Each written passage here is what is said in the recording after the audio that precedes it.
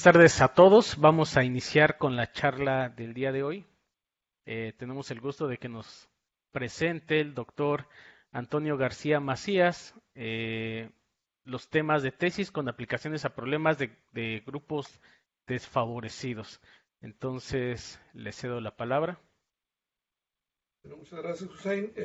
Pues sí, vamos a ver algunos temas que voy a estar ofreciendo. Ya, como sabrán, en breve todos los profesores de aquí del departamento vamos a estar ofreciendo nuestros temas de tesis. Y bueno, quería aprovechar para presentar algunas cosas y darle contexto, pues sobre todo, ¿no? No solamente que reciban ustedes títulos de temas de tesis, sino que este, darle contexto y si tienen algunas preguntas o algo, pues de una vez podría ser la oportunidad, ¿no? Bueno, entonces me voy a concentrar en tres sectores de comunidades marginadas donde he trabajado ya en algunos ya desde hace una década o más y en algunos otros más recientemente, ¿no? Entonces van a ser estos tres, el sector rural, que bueno, sobre todo el sector rural de medianos y pequeños productores, ¿no? Por ejemplo, en Baja California, en el sur, está la Driscoll, están muchas transnacionales, pues que no son tan desfavorecidas, no son para nada desfavorecidas, pues, ¿no? Pero yo lo que me concentro es en el sector rural que está, pues, más bien ubicado en estos sectores de los pequeños y los medianos, a lo mejor productores, ¿no? Que no tienen tantas capacidades, que no tienen tantos recursos y demás. El otro sector es el de los adultos mayores y el de las personas con discapacidades, que a veces hay gran intersección, ¿no? La misma edad nos va creando discapacidades. Yo hace todavía, no sé, 4 años o algo así, no usaba estas prótesis, ¿no? Para ver, y pues ahorita ya me la tengo que poner, entonces, bueno, es inevitable, ¿no? Entonces, hay una intersección entre adultos mayores y discapacitados, ¿no? Y hemos trabajado también en eso y en algunas aplicaciones de lo que se llama social computing o urban computing también, cómputo urbano, cómputo social, para zonas desfavorecidas, ¿no? Zonas tradicionalmente marginadas. Bueno, ahorita les voy a dar un poquito más de contexto sobre eso. Ok, vamos viendo entonces lo que trabajamos y esto ya tiene más de una década, ¿no? En el 2000 que habrá sido 2005, 2006, empecé a trabajar. Yo ya trabajaba con cuestiones de redes de sensores, o sea, como antecedentes, yo cuando entré aquí al posgrado como profesor, investigador, trabajaba más bien enfocado en cuestiones meramente de protocolos y de redes, ¿no? Redes inalámbricas de sensores, protocolos, descubrimiento de servicios, redes ad hoc, todas esas cosas, pero conforme fue pasando el tiempo y como yo estoy integrado al grupo, que en ese entonces el grupo de cómputo ubicuo, pues empecé a trabajar también más en las aplicaciones de ese tipo de redes y por eso trabajamos en redes de sensores en el campo de la agricultura de precisión. ¿Qué es esto de la agricultura de precisión? Bueno, pues les voy a ejemplificar con algo que hicimos. Eh, Aquí por la región del Valle de Guadalupe, nos contactamos con un agricultor que tenía pues cultivos a campo abierto y tenía también en invernaderos, ¿no? Tenía tomatitos y tenía verduras, de esas verduras gourmet, ¿no? Verduras baby que les llaman, varias cosas, ¿no? Y bueno, ahí ya se sabe, los ingenieros agrónomos y agricultores saben que hay ciertas variables que afectan a los cultivos. Una obvia, por ejemplo, es la humedad de la tierra. Si no tiene suficiente agua, los plantíos, bueno, pues no van a crecer bien, ¿verdad? La temperatura ambiente, la temperatura del suelo, en fin, hay muchas cosas que que se deberían estar monitorizando, pero que de la forma tradicional de llegar, tomar una muestra, revisar, pues es muy tedioso, no es muy preciso, porque pues vas a tomar unas cuantas muestras por aquí y por allá, pero no a lo mejor en todo el terreno. Te puedes tener errores de captura, de que escribiste mal un número o al transcribirlo, lo que vas apuntando no se entiende el número y lo interpreta. En fin, hay muchos problemas, ¿no? Entonces, en ese entonces empezamos con esto. Pues es un rancho que donde está el invernadero, los planteos no había instalación eléctrica, no había línea telefónica, no había nada de esto. Entonces dijimos, ¿cómo podemos permitir al agricultor que tenga estas características, darle una solución donde pueda tener bien monitorizadas ciertas variables que le interesan? Y bueno, eso lo resolvimos a través de redes inalámbricas de sensores, ¿no? Le estoy hablando, les digo, del 2007, 2008, por allá.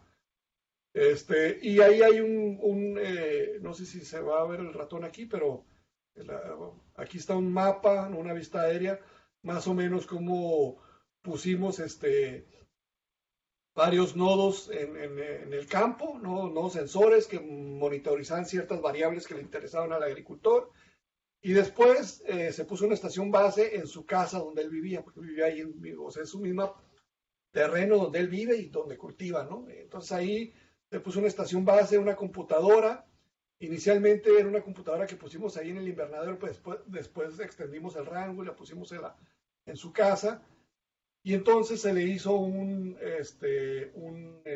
interfase gráfica, aquí un programita, donde podía estar revisando históricamente a través del tiempo todo lo que iba registrando estos sensores, ¿no? Y bueno, pues que empezaron a crear, por ejemplo, este mapa de calor, ¿no? Para ver en el mismo invernadero, podían haber zonas calientes y zonas menos calientes, entonces ya eso le permitía al agricultor decir, bueno, pues aquí que está muy caliente tengo que abrir las ventilas para que corra el viento y se refresca, aquí no tanto, y ya podía saber con más precisión, que eso es el asunto de la agricultura de precisión, con más precisión lo que estaba pasando, sin necesidad de él decir, ¿cómo estará el invernadero ahorita? Y lanzarse así personalmente y andar con un termómetro viendo aquí está bien, acá está mal, o sea, ese tipo de cosas, ¿no? Entonces aquí, pues ahí los sensores están chambeando 24 horas al día y reportándote los datos. Tú nomás tienes, pues, te sientas ahí en la mesa con la computadora, estás echándote su sándwich y revisando cómo ha estado toda la cosa, ¿no? O te puede dar después alarmas de que subió mucho la temperatura, que hace falta irrigación, que esto, que el otro. Ese tipo de cosas, ¿no? Algo que le resultó muy interesante, muy, pues interesante y útil también me dijo, es que en temporadas donde en invierno, cuando bajaba mucho, aquí en Ensenada el clima es muy benigno, ¿no? Pero si se van para el Valle de Guadalupe y a otros lugares un poquito más al interior de la península, pues en la noche, en el invierno caen a veces heladas y a veces solamente como una escarcha se forma, pues, ¿no? Y eso le puede afectar a los cultivos. Se pueden hasta perder los cultivos. Entonces él me decía, bueno, pues ahora yo, antes lo que tenía que hacer era, o sea, la madrugada salir y andar checando con el termómetro y a ver cómo estaba la cosa, o mirar si ya se estaba escarchando esto y tomar medidas. Y ahora no, ahora yo estoy dormido y la computadora que tengo acá que está monitorizando, si baja de un cierto umbral que yo tengo determinado, me empieza a sonar ahí la alarma, me levanto a ver qué está pasando, veo dónde está el problema y si veo que requiere que me salga, pues bueno, ya me pongo mi chamán, cosas y voy a atender el problema, ¿no? Entonces, más que nada eso, pues comodidad, oportunidad, tienes los datos 24 horas, con la frecuencia que tú determines, monitorices todas las variables de los sensores que pongas, en fin. Y aquí hay dos tipos de sensores, unos que pusimos en interior, estos chiquitos que están aquí, estoy colgando ahí con un estudiante que trabajó conmigo, y unos que se pusieron en campo abierto, que son más autosuficientes, tienen una fotocelda solar para que carguen las mismas baterías que tiene, y tiene, no sé si vean por aquí, unos cablecitos que salen, donde se entierran pues si se entierran en la tierra, se ponen bajo tierra los sensores para que capturen parámetros del suelo, ¿no? Alcalinidad, incluso humedad y varios tipos de cosas, ¿no? Y bueno, el monitorizar estos parámetros, pues pueden afectar, o sea, estos parámetros que se monitorizan son los que afectan el crecimiento y la calidad de los frutos, ¿sí? Pero también te puede servir el monitorizarlos para hacer un uso racional de agua, de pesticidas, Y entonces lo que hicimos es que si ya teníamos en este trabajo inicial un año o 2 años o lo que sea de registros históricos, ¿sí? Hubo una estudiante, Lupita, que dijo, bueno, ¿por qué no entonces empezamos a hacer predicciones de plagas y enfermedades? ¿Sí? Y eso tiene que ver también con esto del uso racional de los pesticidas. Miren, básicamente lo que sucedió fue eso, ¿no? Yo platiqué con un investigador del INIFAP, que es el Instituto Nacional de Investigaciones Forestales, Agrícolas y Pecuarias. Ajá, INIFAP, ok. Entonces, perdón, entonces esta persona me decía, mira,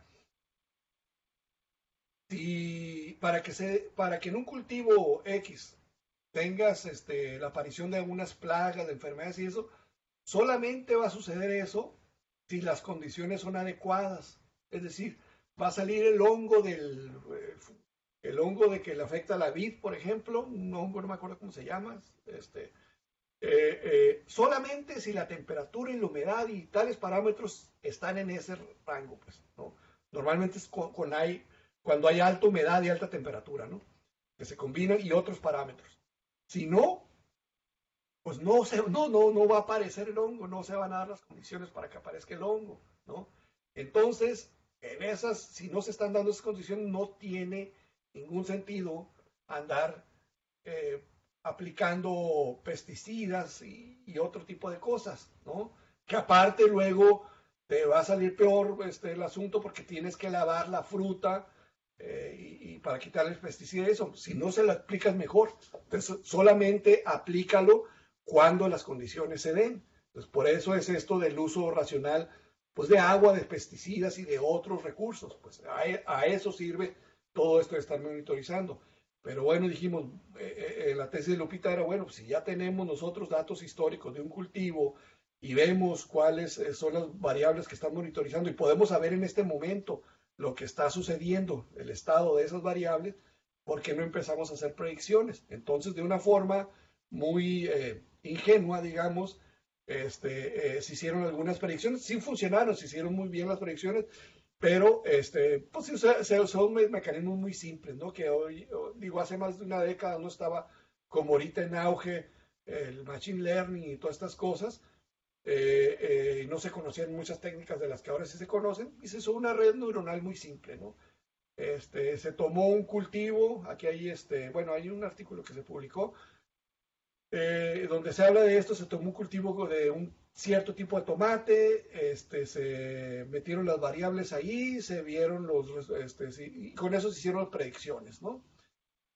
Sobre tipo de enfermedades bacterianas, fungosas o virales, insectos y eso. Bueno, entonces eso fue una primera aproximación y la tesis que quiero ahora proponer, pues es retomar con mejores técnicas de predicción, ¿no? En ese tiempo solo usamos redes neuronales muy simples, ¿sí? Se tiene acceso afortunadamente a muchos bases de datos. Yo platiqué, por ejemplo, aquí con Rufina de, este, de Ciencias de la Vida, no me acuerdo cuál es su departamento, pero ella tiene estudiado muy bien hongos que aparecen en viñedos y en otros cultivos. Y entonces me dice que sí, que tienen muchos datasets. Entonces con esos datasets que se tienen, nosotros solo usamos el tomate, ¿no? Y un conjunto medianito. Ahora se tienen mucho más grandes datasets y de mejor calidad, a lo mejor que lo que nosotros pudimos estar capturando. Y la idea, pues, es esa. Entonces, usar mejores y mayores datasets con mejores técnicas de predicción para llevar un paso más allá de lo que ya había hecho Lupita, que fue muy útil, pero se podría generalizar y se podrían contemplar otros factores de tipo climático, de tipo tecnológico, ¿no? Tecnologías más adecuadas que las que teníamos hace una década, con quienes estudian fitopatologías como Rufina, pues se puede incorporar al comité de tesis y pueden entonces crear ¿cómo le llaman? Bueno, un sistema de administración, digamos, de cultivos, ¿no? Donde tú selecciones el tipo de cultivo que vas a meter, entonces jale los datos correspondientes a esos y te da entonces las predicciones de que ahorita se puede dar el fusarium y ahorita se puede estar las condiciones para esto, aplique y te haga incluso recomendaciones, pues esos sistemas no solamente predictivos, sino de recomendaciones, ¿no? Entonces, este trabajo lo hemos propuesto ya el año pasado, creo, con Edgar Chávez, y bueno, pues lo vamos a volver a proponer, a ver si hay alguien que le interesaría esto, ¿no? En lo correspondiente a adultos mayores y personas con discapacidades, déjenme les doy un par de ejemplos, ¿no? Hace unos años empezamos a trabajar, y se ha seguido trabajando, ¿no? Después del tiempo, con residencias geriátricas, ¿no? Residencias donde las personas, adultos mayores, perdón, donde los adultos mayores van a pasar el día, a lo mejor hay quienes pasan las 24 horas, están permanentemente ahí, pero hay quienes es como guardería, ¿no? Que van y pasan el día ahí y luego en la tarde llegan sus familias a recogerlos. En fin, sea como sean las modalidades, se tiene ya contacto y se ha trabajado desde hace años con residencias geriátricas y se han abordado varios problemas, ¿ok? Uno de ellos era el problema de que hay una relación muy baja entre adultos mayores y cuidadores, ¿sí? A lo mejor en una residencia hay, no sé, 25 adultos mayores y solamente hay por turno 2 cuidadores. Son 3 turnos, pero son 2 cuidadores por turnos. O si son 25, le toca de más de, o sea, pues, tú agárrate 10 y yo 15, o 12 y 2, 12 y 13, o sea. Pero el problema entonces es que los cuidadores, pues no nomás andan así paseándose y viendo a ver dónde andan los viejitos, ¿no? O sea, también les toca limpiar o prepararles los alimentos o en lo que están ayudándole con el aseo a una persona, pues los otros 10 o 15 que le tocaban, pues quién sabe dónde andarán. Entonces, ese es un problema, pues los cuidadores quisieran saber a toda hora y en todo momento dónde están las personas bajo su cuidado y qué están haciendo, ¿sí? Y entonces para eso, bueno, pues aquí hay un artículo que escribimos donde reportamos lo que hicimos en instrumentar un ambiente, ¿no? Lo que se llama ambient assisted living, ¿no? O sea, vida asistida por todas estas cuestiones de sensores y de cámaras. Entonces, bueno, se instrumentó un espacio, ¿no? Allá en una de las residencias, la de Rosarito, con un sistema de localización en interiores, que básicamente es con puntos de acceso Wi-Fi, se triangula las señales, ahorita les voy a decir de qué señales, se podían dar en algunos casos comando de voz, ¿cómo se llama? La red de monitoreo de cámaras que ya tenían, bueno, también se utilizó para hacer análisis de comportamiento, se hizo detección de actividades y con estos conjunto de cosas, bueno, pues se podía ayudar a tomar decisiones. En particular que, miren, un ejemplito. Se tomó un nodo, un aparatito pues que tiene los sensores, ciertos sensores, y se ponía en una fundita de celular, como ven, ya se ven viejitas, ¿no? De modelos de esos flip phones, ¿no? Bueno, entonces con eso se le puso a cada una de las personas, de los adultos mayores, un aparatito de esos, ¿ah? Y entonces, usando técnicas ahí de acelerometría, se pudo inferir qué estaban haciendo las personas. Por ejemplo, que la persona iba caminando, no necesitabas mucha precisión, pues, no necesitabas más que saber identificar así a grandes rasgos si andaba caminando o estaba parada, pues, por ejemplo, ¿no? Y entonces con estos sensores, sobre todo con los acelerómetros, se empezó a trabajar esto y se podía decir, bueno, ahorita la persona con el sistema de localización interior, que era por el mismo Wi-Fi que tiene el aparatito ajá, se hacía una triangulación y se decía, la persona está ahorita en la sala donde ven la tele, pues, ¿ok? Doña Petrita está ahorita en la sala donde ve la tele. Y ahí está o sea, fija, pues, pues está viendo la tele seguramente, ¿no? Y luego de repente doña Petrita como que Nos indica aquí que se paró y empezó a caminar. Ah, caray, ¿por dónde va caminando? Pues va rumbo a la salida. Ah, pues una alarma, ¿no? Vámonos. Y eso es más o menos lo que se ejemplifica aquí, ¿no? Bueno, creo que no tiene la animación, alguna vez tuvo la animación, ¿no? Esto es un primer prototipo que hicimos aquí en el edificio, pero lo aplicamos allá también, y básicamente era eso, pues que te dijera, Petrita va caminando, y va caminando, o sea, ya se ve que va hacia la salida. Entonces eso te tendría que generar una alarma a los cuidadores, decir, Petrita, cuidado con Petrita, que quién sabe qué va haciendo hacia la salida, ¿no? O, por ejemplo, después cosas como lo que dice aquí, Ismael pasó de un estado bueno, dice de sentado, pues, a acostado, bueno, pues a lo mejor se acostó en su cama, pero pueden haber otros comportamientos medio raros, ¿no? Como pasó de un estado de estar parado repentinamente a estar acostado. Ah, caray, pues a lo mejor se cayó, ¿no? Entonces, pues eso generaría un warning y entonces ahí córrele la enfermera a ver qué pasó, si efectivamente sí o no. ¿Okay? Entonces, eso es lo que, bueno, creo que aquí sí tiene una animación. Y bueno, pues ahí están también en la parte de abajo las referencias, ¿no? De otros más trabajos. Se hicieron varios reportes y conferencias y eso, ¿no? Déjenme ver si tiene animación esto. Bueno, ahí se ve una persona. Después, miren, lo reemplazamos esos primeros prototipos por otros aparatitos un poco más, pues, que se ven mejor, ¿no? El que pusimos inicialmente en la fundita del celular. Y entonces la idea, pues, es esa que les decía, que pudieran saber los cuidadores. Esta cuidadora anda atendiendo a doña Petrita y de repente recibe una alarma que le dice que don Juanito pues anda, quién sabe, haciendo sus travesuras y que ya anda yéndose hacia la salida, ¿no? Y los demás, pues ahí les dice, don Ismael está aquí en la sala de la cocina o en el recibidor, en el cuarto de la tele, etcétera, ¿no? Entonces, ahí también, como ven, es como en la primera etapa de lo mismo que hicimos en los invernaderos y en los campos de cultivo. O sea, primero monitorizar, saber qué es lo que está pasando en este momento. ¿Okay? Y se tuvieron muy buenos resultados, o sea, era una herramienta útil pues para los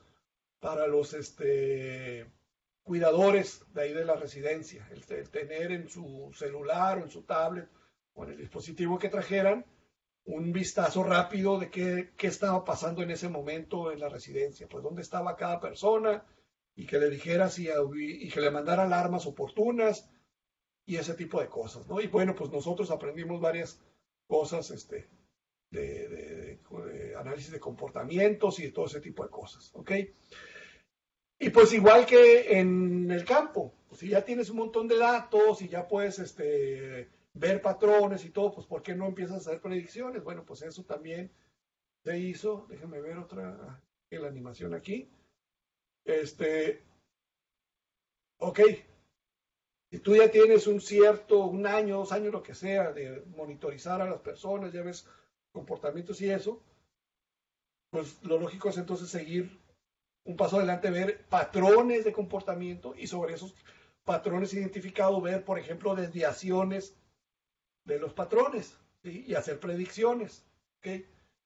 Entonces, esta estudiante Valeria en su doctorado precisamente eso hizo. En la maestría trabajó en hacer las herramientas que permitían monitorizar y ayudar en el cuidado de los adultos mayores. Y acá se encargó de hacer predicciones, ¿sí? Identificar patrones y hacer predicciones. Y una herramienta, por ejemplo, que dijeron que podía ser útil sería una herramienta predictiva, ¿no? Como una agenda predictiva. Imagínense ustedes que llegas, tú eres el cuidador, llegas en el turno de la mañana y dices, a ver cómo pinta mi día. Y ves y dices, bueno, se supone que hoy le va a recibir su vacuna don Pedrito y que don Juanito le toca baño y que no sé qué, no sé qué, no sé qué, bla, bla, bla, ¿no? Y ves más o menos cómo pintaría el día para cada persona, ¿sí? Y bueno, a lo mejor si eres muy observador, dices, los últimos 3 días, don Juanito no ha salido a ver la tele con su amigo Pedrito y con la señora Petrita.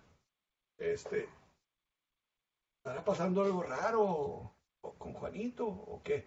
Pero si no eres observador o andas a la carrera, en 1000 trabajos ahí, a lo mejor es algo que dejas pasar, pues.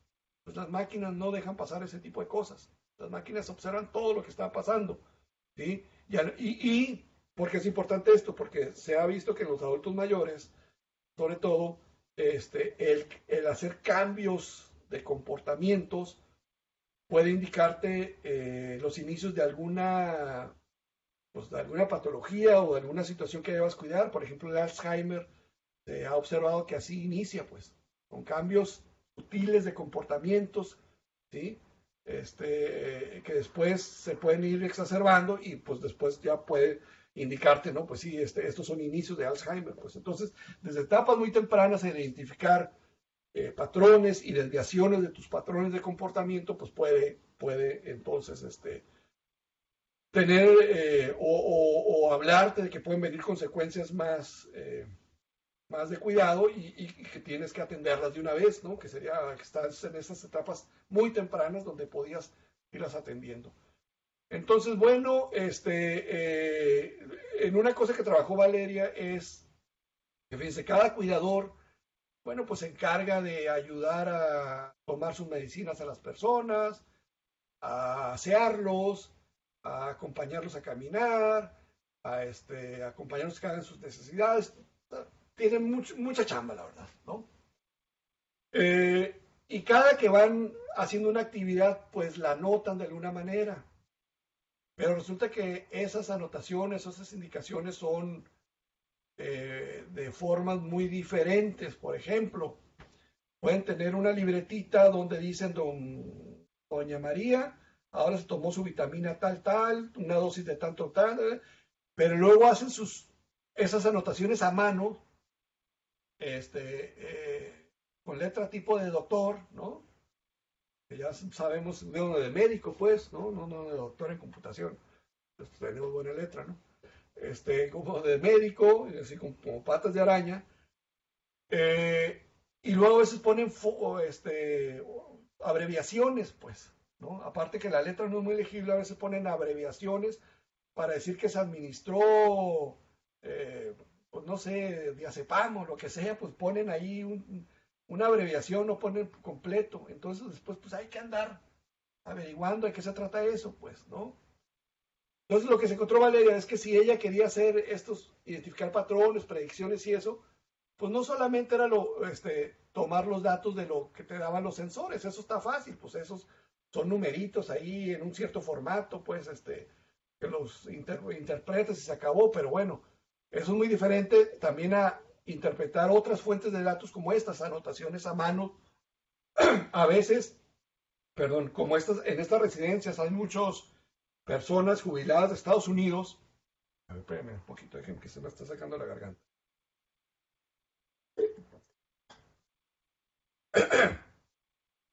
Bueno, entonces como hay muchas personas que son o norteamericanos o jubilados de Estados Unidos, mexicoamericanos o así, pues hay muchas personas que hablan inglés, entonces también se contratan cuidadores que hablan inglés. E incluso hay cuidadores que ni siquiera hablan bien español, ¿no? Pues no sé, son mexicoamericanos y demás. Entonces a veces mezclan en sus anotaciones inglés con español. Entonces ese es otro problema, pues no solamente lo de la letra, lo de las abreviaciones, sino adivinar si estaba en español y en inglés o mezclado. ¿Ok? Hay otros fuentes de datos que son como checklist, ¿no? Entonces ese es otro tipo de captura que tienes que hacer. Entonces lo que hizo Valeria fue un trabajo muy interesante de fusión de datos, pues, ¿sí? De fusión de diferentes tipos de datos.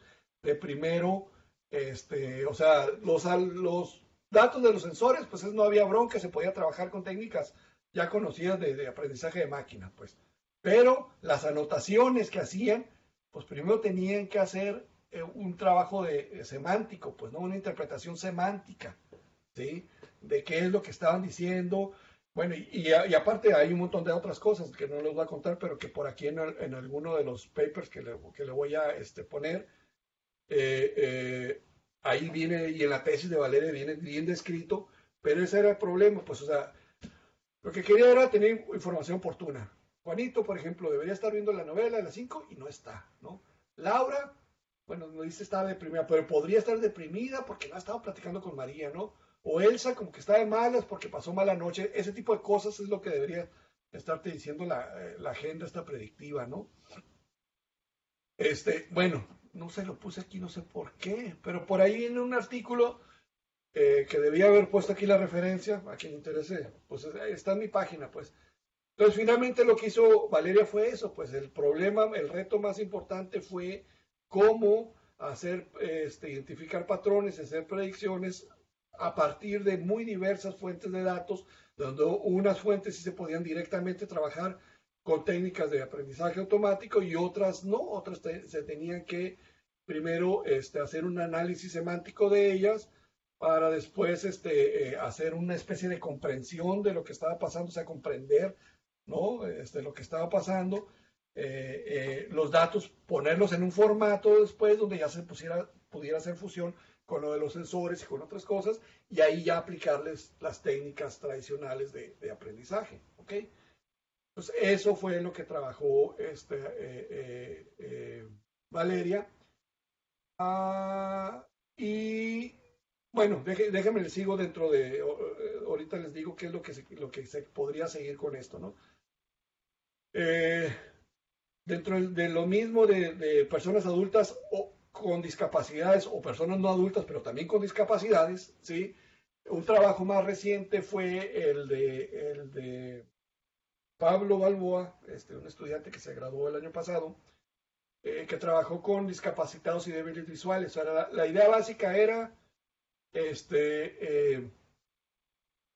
tú eres una persona discapacitada, tener un sistema de wearable computing, ¿no? Cosas que puedes vestir, sensores que puedes vestir en la gorra, como pulsera, como tobillera, como, no sé, o sea, en diferentes partes del cuerpo, en el cinturón y demás, para que por el principio de la ecolocalización, si te fuera diciendo aguas que ahí, o sea, te fuera dando como cuando le echas reversa a los carros y empieza a pitar cada vez más fuerte, conforme te vayas acercando, ¿no?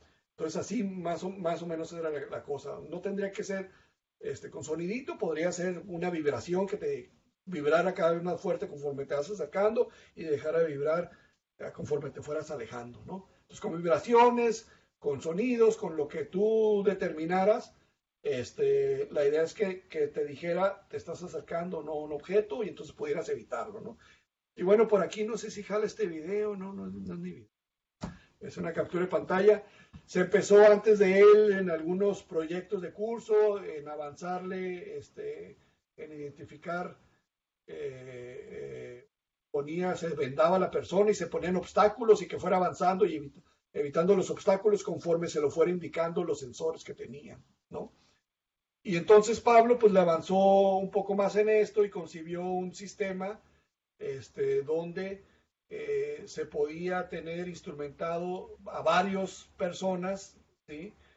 Cada uno de ellos formaba su propia WBAN, su Wireless Body Area Network, donde era una topología de estrella, los sensores que trae en el cuerpo son los nodos, los terminales, pues, y el hub sería el celular o algún otro dispositivo dedicado que trajera para recolectar los datos de estos sensores que le están diciendo esto y aquello. ¿Y para qué quería tener un celular? Bueno, pues porque también con el celular te podía conectar mediante datos móviles, datos Wi-Fi, perdón, a aplicaciones de tercero. Por ejemplo, si el celular ubicaba que andabas en tal punto geográfico, bueno, pues a lo mejor podías acceder a Google Maps o a Google Routes o algún, por los APIs que ya están bien publicados, pues, acceder a estos servicios de terceros y decir, bueno, mira, cerca de ti ya está la oficina que anda, el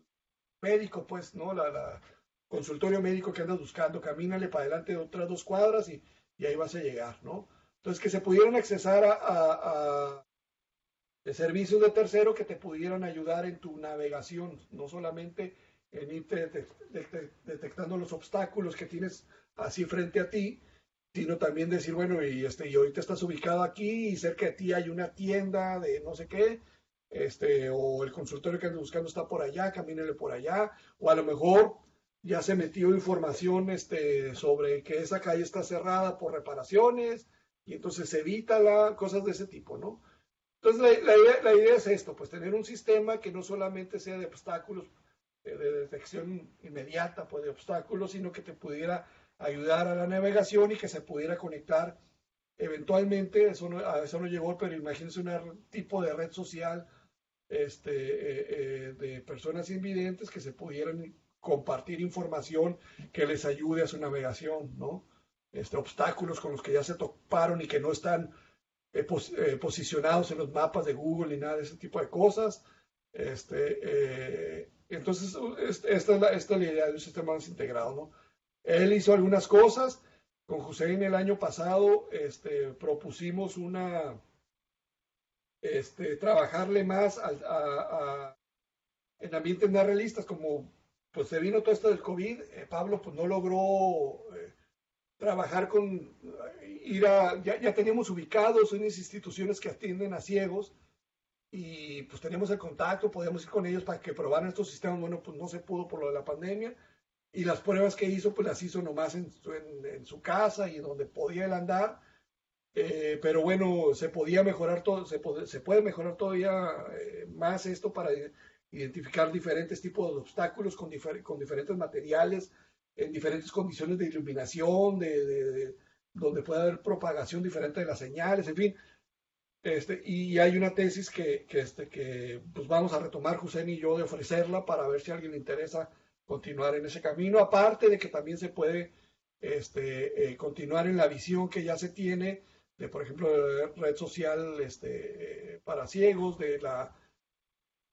meterle más inteligencia. Ah, bueno, pues aquí está, ¿no? Oportunidades, tener módulos con mayores capacidades, o sea, módulos vestibles con mayores capacidades y con diferentes tecnologías. Él probó solamente con ondas de sonido, pues, ¿no?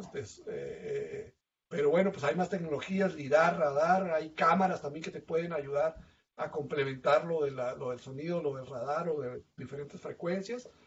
Lo que decía, validar bajo diversas condiciones, que eso no se hizo.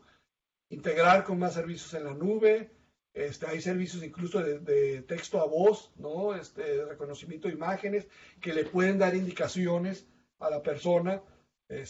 Por ejemplo, si hay un letrero ahí, pues que una camarita lea y lo traduzca y le diga a la persona, aquí dice tal y tal y tal, ¿no? Que peligro, no pases de aquí o lo que sea. En fin, hay muchas cosas que se pueden integrar, muchos servicios para hacer más inteligente, más útil, a final de cuentas, para las personas invidentes, ¿no? Y, pues bueno, eventualmente se le podrían también meter capacidades de aprendizaje, de predicción, ¿no? Si tú ya tienes un sistema que diario te está ayudando y está recolectando datos sobre tus comportamientos, bueno, pues también entrarle a la parte de aprendizaje de predicción. En fin, en este trabajo hay muchas variantes de cosas que se pueden hacer, ¿no? Y también se van a ofrecer temas de tesis para seguir avanzando con esto. Ya se parte de algo y de ahí seguirle haciendo otras cosas para que sean, a ver cómo ando con el tiempo. Bueno, ya el último asunto es el de las zonas urbanas desfavorecidas. A ver, desde el 2012 empecé a colaborar con un colectivo artístico, científico, cultural, así medio raro, que se llama Torolab, ahí en Tijuana, ¿no? Y ellos instalaron en el 2012 como centro comunitario que se llama La Granja, en una colonia de las más problemáticas de Tijuana que se llama Camino Verde. Es una colonia pues de bajos recursos, de mucha violencia, problemas de pandillas, los cárteles ahí tienen su base, en fin, es una historia medio complicada la Camino Verde, pues, ¿no? Y ahí nosotros queríamos estudiar ciertos fenómenos que se dan en esas condiciones, ¿sí? Y una manera de entrar, o sea, los de Colectivo Torolab ya tienen la confianza ganada de los ciudadanos ahí, de los vecinos, ¿no? Pero dijimos, bueno, y nosotros que vamos llegando aquí del CICESI, de la UABC, perdón,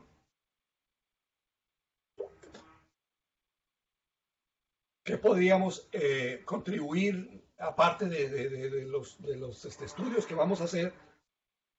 ¿Cómo podíamos entrar aportando algo también aparte de lo que podíamos eh, eh, tener de resultados con los estudios? Bueno, pues se hizo un club que le llamamos el COCO Club, Computing and Coding Club, ¿no? Ya ven que en inglés luego se oye más impresionante, pues se le puso el nombre en inglés, yo creo que por eso, no sé por qué se nos ocurrió, pero bueno. Y ese Coco Club es para niños, sobre todo de sexto de primaria y de secundaria, ¿no? 3 años de secundaria y sexto de primaria, para introducirlos a las cuestiones de computación y de que se pongan a programar en Scratch y que con Lego Mindstorms hagan cositas. Entonces, para darle ese tipo de actividades y que sean, bueno, pues crear capacidades, ¿no? Introducirlos a esto, ojalá que algunos le quieran seguir. Bueno, pues esos mismos niños son algunos de los que ven aquí con unas tablets pequeñas o con celulares que les prestamos del mismo Coco Club. Y aquí les muestro los resultados de algunas campañas que se hicieron para identificar fenómenos de lo que llaman el bienestar subjetivo, ¿no? O sea, en las condiciones donde vivas te generan bienestar subjetivo. Si vives en una región peligrosa, ¿ah? O tienes problemas de pobreza nutricional, o muchos otros factores que ya tienen bien identificado en la literatura, pues eso afecta tu bienestar subjetivo, tu subjective well-being. A final de cuentas es qué tan feliz o qué tan satisfecho estás en tu vida de acuerdo a los satisfactores que tienes en ella, pues, ¿no? Entonces, para hacer de una manera un poco indirecta esto, se hicieron varias campañas. Por ejemplo, en estas campañas se fueron tomando fotos, ¿no? Por toda la colonia fueron tomando fotos de cosas que les llamaban la atención. Y ahí iba el cuidador, una persona mayor, o sea, adulto pues también de la colonia, y los muchachitos, ¿no? Y andaban ahí tomando fotos y cosas así para, si de repente algún vecino salía, oye, ¿qué onda? No, no, no, le decía al vecino, mire, le explicaba, no hay bronca, ok, está bien, ¿no? Y entonces andaban tomando fotos, después las fotos, se geolocalizaban las fotos, por supuesto, y después se ponían en un mapa, y después, bueno, antes de que se pusieran en el mapa, se pasaban por ellos mismos, los niños, por gente de la colonia y por gente fuera de la colonia, para que con la sola foto tú dijeras ahí en unos cuestionarios, a ver esta foto, ¿qué te provoca? ¿No? No, pues tristeza, miedo, alegría, ¿no? Entonces había algunas emociones positivas y había emociones negativas. Y entonces cuando se geolocalizaban las fotos, se veía que se formaban clústeres. Por ejemplo, aquí, este era un clúster ¿cómo se llama? De que la mayoría, pues, de los que opinaron, decían que eso les provocaba algo positivo, ¿no? Y entonces, estos eran de lo que, en estos que se ven aquí más iluminados, son los que provocaban en la mayoría emociones negativas, ¿sí? Y después con eso se empezó a estudiar, bueno, ahí muchos concuerdan en esto con emociones negativas. Y las emociones negativas de las que más habla son miedo, tristeza, enojo y no sé qué. Ah, caray, pues qué está pasando ahí. Entonces ya se podía uno ver bien el contexto, pues resulta que ahí era un picadero, ¿no? O sea, donde van a consumir drogas, pues, ¿no? O resulta que acá, pues es un lugar que se sabe que ahí mataron a un fulano, ¿no? Y ahí encontraron su cuerpo. O por acá era a lo mejor cosas menos graves como eso, pero que por ahí había que evitarlo porque hay perros bravos, ¿no? Unos perros que sueltan y pues no hay que... Y así, y coincidentemente, bueno, no sé si coincidentemente, pero aquí, donde está la granja, puras en emociones positivas. ¿Por qué? Porque los niños lo asocian con un lugar donde se sienten seguros, donde van a aprender, donde se les trata bien, donde cuando hay chance, pues hasta se les da de comer y todas esas cosas. Entonces, bueno, pues era asociado con muchas emociones positivas, ¿no? Entonces, también se hizo otro, no tengo los resultados aquí, pero una campaña que dice, ¿qué comiste hoy? What did you eat today? ¿No? Y ese sirvió para que diario tomaran las fotos de lo que iban comiendo. Después, un nutriólogo analizaba, veía las deficiencias, se le hacía un programa adecuado de nutrición al chamaquito, que fuera adecuado para su nutrición, pero también para la economía de la familia, pues, porque no le vas a decir, sí, que coma diario salmón, oye, pues no se puede, ¿no? Pero puede sustituir la deficiencia de vitamina B1 y eso con estas verduritas o con estas cosas. Entonces, ese es otro tipo de campaña que se hizo, ¿no? Y bueno, se hicieron varias campañas, pero ya déjenme termino, porque también ya el tiempo parece que se me va. Algo que trabajó un estudiante hace un par de años que se graduó, Alberto Ramos, fue mire, la movilidad humana está bien estudiada. ¿Sí? Hay muchos estudios de la movilidad, sobre todo a partir de que tenemos ya desde algunos años cargando aparatos con GPS, básicamente celulares, pero pues también smartwatches, aparatos para hacer ejercicio, de los que le pones a la bicicleta, cosas. O sea, ya con eso, el GPS está por todas partes, en automóviles, en lo que sea. Entonces se pueden generar muchos datos para ver la movilidad, ¿no? Tanto peatonal como por automóviles, como por transporte público, como lo que quieran, ¿sí? Y bueno, también hay sistemas de localización en interior y demás. Ok, pues bueno, se ha estudiado muchísimo la movilidad a raíz de que hay muchos datos sobre eso, pero se ha visto que en la literatura la mayor parte, si no es que el 95, 99, no sé, por ciento de los estudios que se hacen, pues se han hecho en condiciones de países, básicamente lo que se llama primer mundo, ¿no? Y para el resto de los países, muy poco, pues. ¿Por qué? Pues porque no se tienen los mismos recursos que se utilizaron para, para hacer esos estudios. Por ejemplo, hay un estudio cuando Alberto andaba buscando en la literatura, decía, bueno, pues en Londres hay un estudio que sale aquí que hicieron en barrios marginados. Ah, ¿cómo hicieron el estudio de movilidad en barrios marginados? Ah, pues cuando los check-ins de la tarjeta del metro. Puta, ¿cuáles barrios marginados, no? O del camión.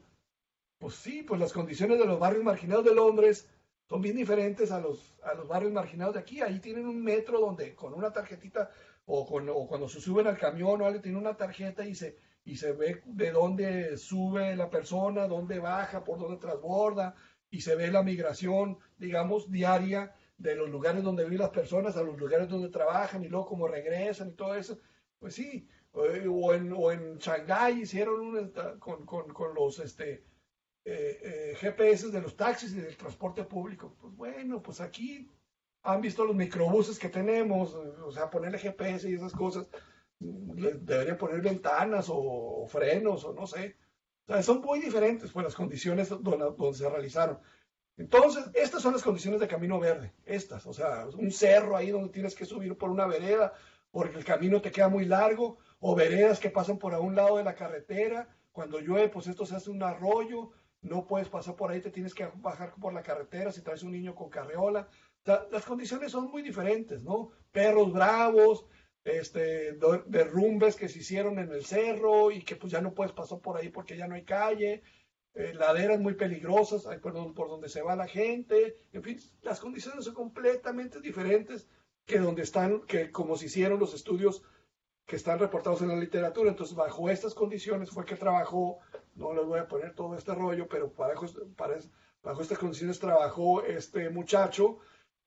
Básicamente les dimos celulares a algunas personas, celulares que compramos cruzó al Walmart, se compró celulares de $25, una cosa así, sin GPS, con GPS, pero sin datos, o sea, le instaló un programa que te bloqueaba el celular y solamente te ponía en la pantalla los días, algo así, ¿no? Te decía, te queda tanto de batería y te quedan tantos días para terminar tu campaña de recolección de datos. O sea, lo único que tenía que hacer la persona, metérselo a su bolsillo, a donde portarlo con él, no lo podía usar como celular, no tenía tarjeta SIM, no tenía nada de eso.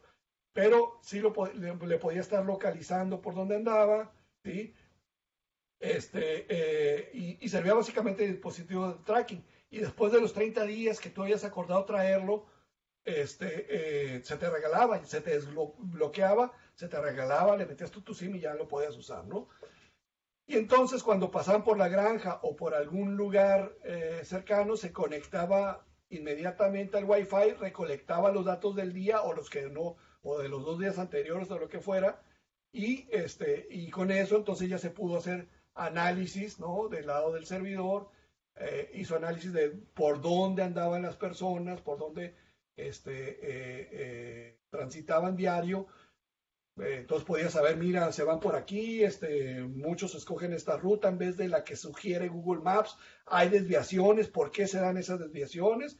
Y bueno, pues con eso se podía después, por ejemplo, decir, mira, Google Maps te dice que te vayas por esta ruta roja, ¿no? Si vas del punto A al punto B, vete por la punta, Pero la mayoría de la gente que va hacia allá no se va por ahí, se va por esta verde amarilla, que está más larga, ¿por qué?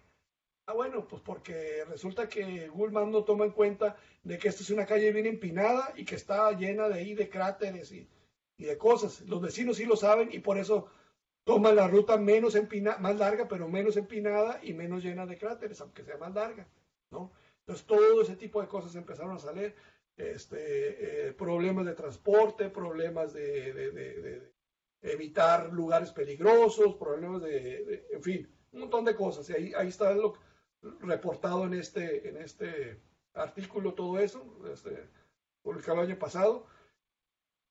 Y bueno, esto es lo de las divergencias que decía, ¿por qué toman una ruta y por qué no otra? ¿Qué tan significativa es la divergencia? ¿Y por qué si es tan significativa están tomando? En fin, otras cosas, ¿no? Caminos, ¿por qué toman estos caminos? Bueno, esta información ya no es información semántica que nos empezó a dar las personas, ¿sí? Los vecinos que conocen ahí, dicen, pues bueno, voy por acá, porque aquí hay una veredita, está bien peligrosa, pero se hace más corte. Entonces, con toda esa información semántica dijimos, bueno, y esta es una oportunidad de una tesis que quiero ofrecer, ¿por qué no se puede hacer un sistema de recomendaciones de rutas donde se tome en cuenta esa información semántica? ¿Sí? Que te diga, mira, te puedes ir por aquí, está más corta, pero es más peligrosa. ¿Por qué? Porque ahí se ha identificado que en el camino hay un picadero, o ahí se juntan vagos, o ahí hay perros bravos, o ahí no sé qué cosa, o ahí sabes que se acaba de derrumbar, o por esta otra ruta va a ser más cansada, porque es pues, más empinada, o por aquí no pueden transitar carreolas y sillas de ruedas, todo ese tipo de cosas, o si vas a pasar al mandado, a comprar las tortillas y luego por allá el pan y no sé qué, pues te conviene irte por aquí, porque aparte de que cumple con tus requerimientos que tú programaste en la aplicación, ¿no? O sea, que tú más bien como usuario dijiste, sugiéreme rutas menos peligrosas o rutas no sé qué, o rutas no sé qué, tú configuras pues tu perfil y con base en eso te va a hacer las recomendaciones, ¿no? Y te va a decir, bueno, pues esta ruta te va a salir más barata, vas a tomar un solo micro y vas a poder caminarle poquito nomás y comprar las tortillas y las cosas si te gustan, ¿no? Entonces, bueno, básicamente eso, yo creo que ya se me acabó el tiempo. Este sería otro sistema que tengo ahí planeado donde pueden haber cosas muy interesantes de incorporación de información semántica y demás a sistemas recomendadores de rutas en este caso, ¿no? Bueno, creo que ya fue mi tiempo, ¿verdad, José? Pues sí, ya se nos está acabando. Ok, pues ahí está. No sé si haya tiempo para que me hagan algún comentario, los presentes o... Sí, pregunta, Berenice. Buenas tardes, quisiera saber si en el tema de agricultura se está considerando el uso de imágenes satelitales o de un dron. Mira, yo tengo, en el tema de tesis que había propuesto de las predicciones y eso, no lo tenía contemplado. Pero, por ahí tenemos un dron que compramos precisamente para los estudios en Camino Verde y sí tengo pensado usarlo eventualmente para agricultura de precisión. El problema con los drones es un dron comercial, pues, ¿no? Es un dron que vas a una tienda de electrónica y te lo compras. O sea, no tiene cámaras de infrarrojo de ciertas bandas de frecuencia que te ayudan a identificar, no sé, la presencia de cierto foliaje, de ciertas cosas. O sea, son cámaras de esas tipo, pues como las GoPro y como la que tienen los drones, pues ya, ¿no? Que te dan imagen, una fotografía te toman, pues, ¿no? Entonces el problema sería eso, si se encuentra la manera de con fotografías normales hacerle un procesamiento, todo, yo incluso a Jorge Torres le había propuesto, o a Edgar Chávez también, y podría proponerse una tesis en ese sentido. Entonces, si tú sabes de algo de eso, o te interesa más bien ese tipo de temas, pues escríbeme y vemos a ver qué hay ya. Eso hace un par de años, pues, ¿no? A lo mejor en la literatura ya se avanzó, ya hay reportes, y se puede hacer algo con cámaras normales de fotografía, pues, ¿no? Pero el dron ahí está, o sea, un dron comercial ahí está, y la idea de hacer algo con eso para agricultura también ahí está. ¿Algo más, Muy José? bien. ¿Alguien tiene alguna otra pregunta? Yo, buenas Eh, tardes. Hola, A doctor. ver. Sí, adelante. Dice Berenice, muchas gracias. Vamos contigo. Sí, buenas tardes, doctor. Gracias por su presentación. Mi pregunta es si la escala o el tamaño con el que em, se hace este tracking, ¿qué influencia tiene? Te lo pregunto porque yo soy de Ciudad de México y allá pues la mejor manera de moverse en la ciudad que encontré es en bicicleta. Y platicando con la comunidad ciclista, pues, por ejemplo, uno de o sea, este mismo problema que usted plantea, uno de digamos, de las variables más importantes, a veces es la seguridad, sobre todo para mujeres que Sí. toman el hacerlo así como usted lo está haciendo en una colonia. ¿Cuál sería la diferencia con hacerlo en una ciudad o en una ciudad incluso como Ensenada, ¿no? Una escala más grande.